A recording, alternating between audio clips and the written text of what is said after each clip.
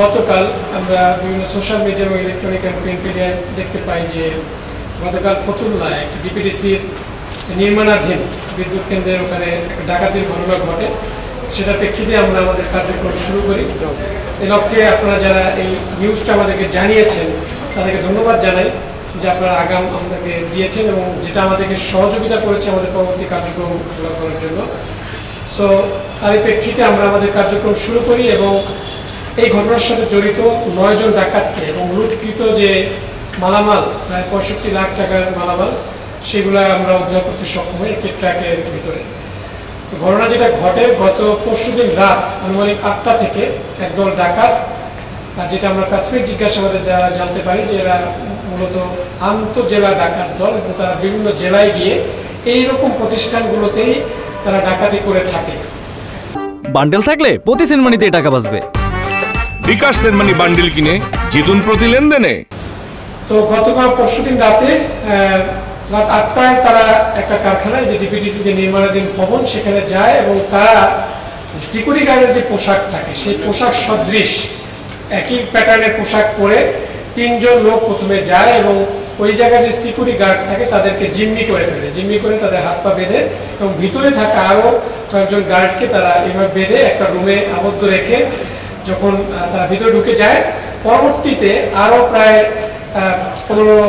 8 থেকে 18 জনের মতো লোক এই ডাকাত দলের তারাও ভিতরে প্রবেশ করে এবং তারা এই 8টার পর থেকে শুরু করে এই বিদ্যুতের সাথে রিলেটেড যে বিভিন্ন সেমিকন্ডাক্টর, রিংমেটার, ট্রান্সফরমার যে জিনিসগুলো ব্যবহার করা হয় বিদ্যুতের লাইনের কাজের জন্য, সেই সকল সরঞ্জামাদের খুব মূল্যবান এবং দামি দামি জিনিসগুলো তারা ট্রাকে লোড করে এবং আনুমানিক শেষ রাতের দিকে প্রায় 3টা সাড়ে 3টার দিকে তারা এটা নিয়ে বেরিয়ে যায়, এরকম আমরা প্রাথমিক জিজ্ঞাসাবাদে জানতে পেরেছি।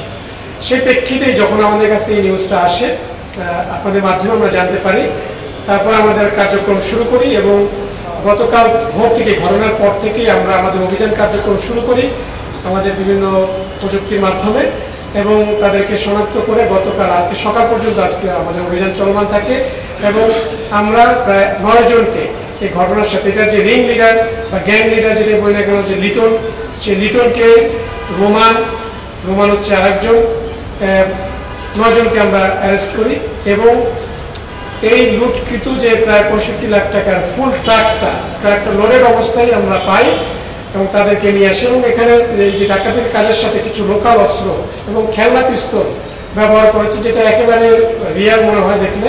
এইগুলোকে তারা ব্যবহার করেছে, চাপাতি, ছুরি এবং এই যে খেলনা পিস্তল ব্যবহার করেছে ডাকাতির জন্য, সেগুলো সহকারে আমরা তাদেরকে অ্যারেস্ট করি। তো গ্রেপ্তারকৃতদের বিরুদ্ধে আইনানুগ ব্যবস্থা প্রক্রিয়াধীন আছে। সো আমরা এটা আরও ফলো আপ, আমরা এর সাথে আরও কোনো সংশ্লিষ্ট কেউ আছে কিনা সেটা আমরা খতিয়ে দেখছি। এই ঘটনার গতকাল জানেন আপনারা যে ওই প্রতিষ্ঠানে যে একজন দোভাষী আছে তিনি একটা মামলা করেছেন ফতুল্লাহ থানায়। সো সেই মামলা তাদেরকে আমরা থানায় হস্তান্তর করা হবে। এতদিন শুনছি চান্দে অমাবস্যা লাগে, আজকে দেখলাম শুরুতে অমাবস্যা লাগে।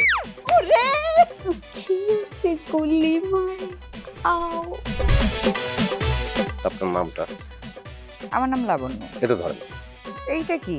চলে মানে আংটি। ভয় পেলে নাকি সিরিয়াস?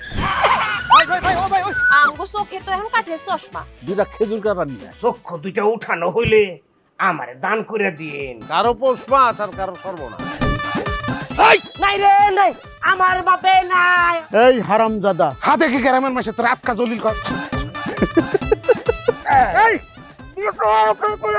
আমার ঘরে 3-3টা বউ এতিম হয়ে যেতাম। বস্তালা আবার ঢুকা। এই